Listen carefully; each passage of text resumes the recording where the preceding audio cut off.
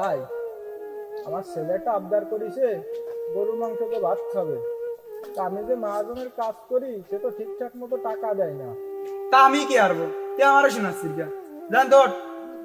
না মানে ভাই, বলছিলাম কি আপনি যদি আমারে কিছু টাকা ধার দিতেন। তোরে ঢা দেবো, তুই কোনটা আমার ঢা দিবি? হ্যাঁ, জান তোর। ভাই আপনি দেন, আর মহাজন দিলি পরে আমি আপনার টাকা দিয়ে দিবানে। এই, তোর কি মনে হয় আমি দোকান দিছি তোর মতো ফকির মিসকিনদের টাকা দেওয়ার জন্য? যা দূর হ এখান থেকে, দূর হ।